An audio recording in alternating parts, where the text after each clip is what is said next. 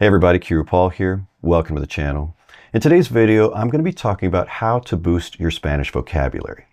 Now, chances are you have been learning Spanish words one at a time, right? Comer, to eat. Correr, to run. But if you only focus on learning individual words, you're going to mistranslate certain phrases in Spanish. And the reason is that Spanish has these things called locuciones. And they're two or more words that are taken together that have a specific meaning. And a lot of times you can't guess that meaning just breaking down the words. A good example of a locución would be de vez en cuando, right? 4 words, de vez en cuando. And we translate this as from time to time.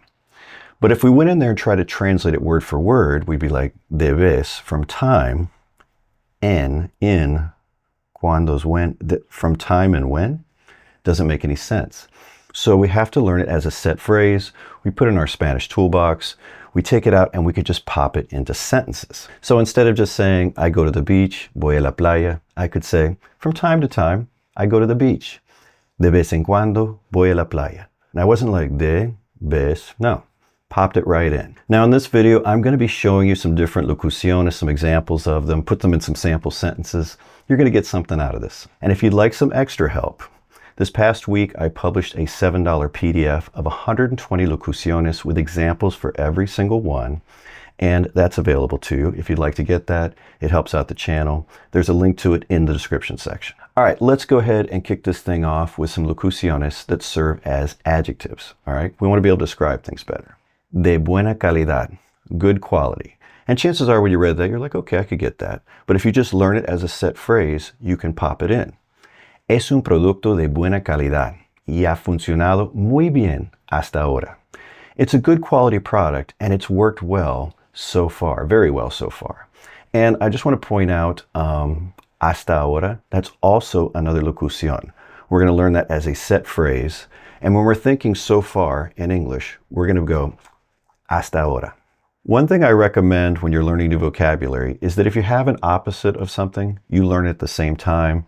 It just helps you remind you, if you can think of one, you can think of the other one, all right? So we just had good quality. So what's next? Poor quality, bad quality? De mala calidad. So you're just going to plug this in. It doesn't matter if the noun is masculine, feminine, plural. We usually worry about that with adjectives. But with these locuciones, these phrases like this that serve as an adjective, we're just going to plug it in. Makes it even easier, right? La cafetera era de mala calidad y se rompió la primera vez que la usé. The coffee maker was poor quality, bad quality, and it broke the first time I used it.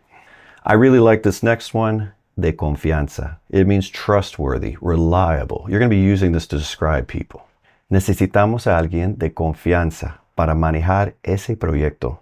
We need someone trustworthy, reliable to handle that project. See, I think examples are really crucial here.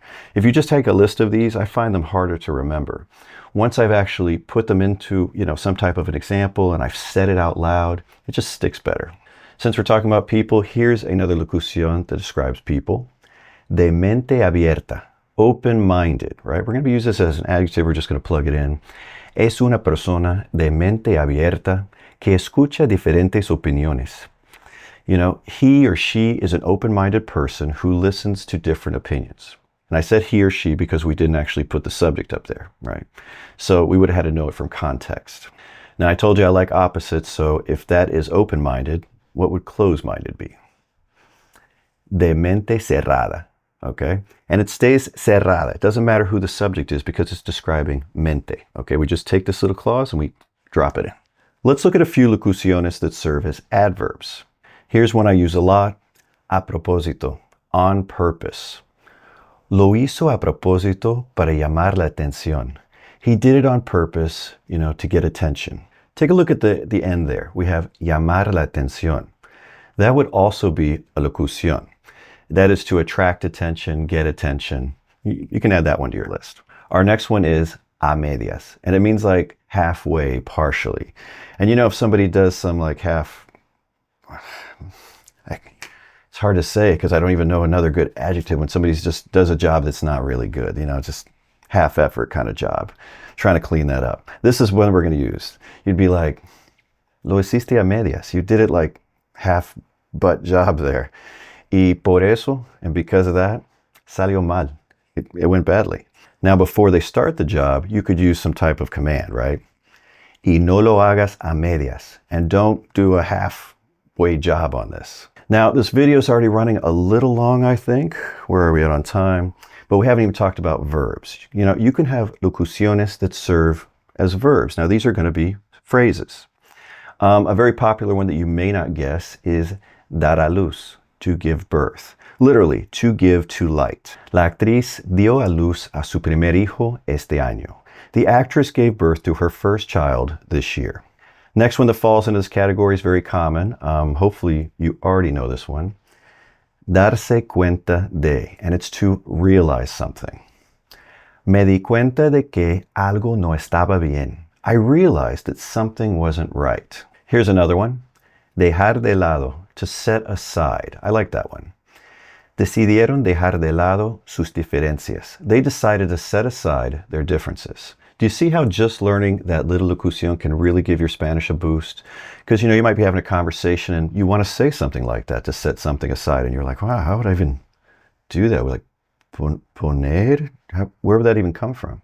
But because now you're learning locuciones, you're like, take it right out of my Spanish toolbox and drop it in there. Here's another one I really like.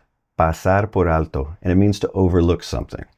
And you can use this with that person who's not doing a great job, right, with a medias. Juan pasó por alto un detalle importante.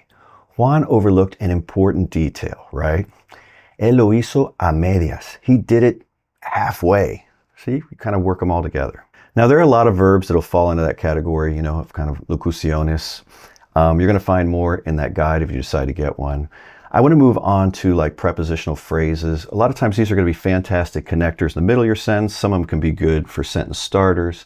They tend to be 3 words. That's just a pattern I've noticed. Our first one is por medio de, by means of. Se comunicaron por medio de WhatsApp. They communicated by means of WhatsApp. And WhatsApp, you definitely have to have if you're, you know, hanging out in Latin America, because that everybody uses WhatsApp. Here's another one I really like. A diferencia de, unlike. See, it's 3 words in Spanish, but just one in English. A diferencia de antes, ahora tengo más tiempo. Unlike before, now I have more time. I'm just going to cover 2 more, and then we're going to call it quits.